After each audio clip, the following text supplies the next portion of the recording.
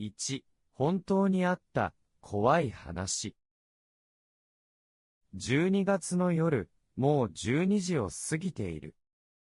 東京の郊外にある大きな家から話している声や笑っている声が時々聞こえてくる。その大きな家の1階に4人の人がいた。もう12時を過ぎているというのに、彼らは全然眠くならず、階段を楽しく話している。ソファーに座っている2人は、この家の主人と妻だ。主人の山田良太は、30歳くらいで、家がお金持ちのため、毎日食べて飲んで騒ぐことしか知らない人だった。妻の愛子は25歳で、綺麗な服を着て、美しく笑っている。3人目は、春男という、とても痩せている若い男だ。彼は、良太の親友で、この家によく来る客だ。4人目は、若いメイドだ。彼女はあまり背が高くなく、少し太っている。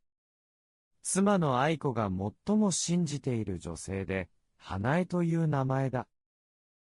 今日の夕方、良太、愛子、春男の3人は映画館でホラー映画を見た。良太と愛子はホラー映画を初めて見た。特に愛子は怖がりな性格のため幽霊をとても怖がっていた。しかし、人は怖ければ怖いほどそういうものを見たくなるのだ。家に帰ってからも映画の話だけでなく、聞いたことがある怪談を話し始めた。春男は怪談にほとんど興味がなかったが、みんなが楽しそうだったので、いくつかの怪談を話した。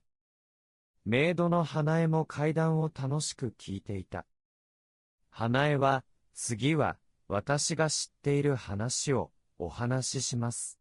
と言って話を始めた。私たちの家の近くにとても悪い弁護士がいました。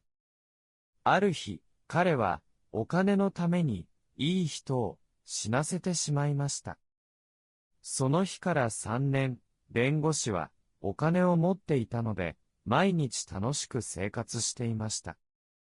ある日の夜、その弁護士は友達とお酒を飲んだ後、一人で歩いて家に帰っていました。帰っている間、彼はずっと誰かが自分の後ろをつけているような気がしていました。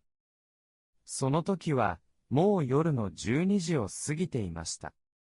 小さな道を歩いていたので、道には誰もいませんでした。電灯もなく、とても暗くて静かでした。彼は誰もいない道なのに、どうして後ろから誰かの足音を感じ続けるのだろうと、不思議に思いました。そして、彼が足を止めると、その足音も聞こえなくなりました。しかし、彼がまた歩き始めると、足音もまた聞こえてきます。月の光が見えたとき、彼はついに後ろを見ました。その男は、3年前に、彼が殺した男でした。男は静かに彼を見て、優しく笑いました。彼は、とても怖くなり、走って、家に帰りました。しかし、玄関までついてくる、静かな足音が聞こえた気がしました。家に帰ると、彼は何も話せませんでした。その夜、彼は急に倒れて、そのまま亡くなってしまいました。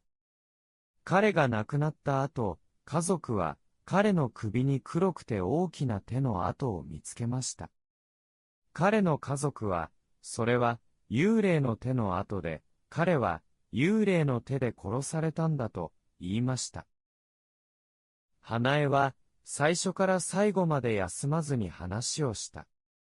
最後に、まだみんなを怖がらせたかったのかどうかわからないが、彼女はこう言った。これは怪談ではなく、本当にあった話なんです。この弁護士の家は、私たちの家の近くにありますから。愛子は、それが本当の話だと聞くと、とても怖くなって、夫の近くで震えていた。花江がこの階段を話し終えた時には、すっかり遅い時間になっていた。この大きな家は、東京の郊外にあり、いつも静かな場所だった。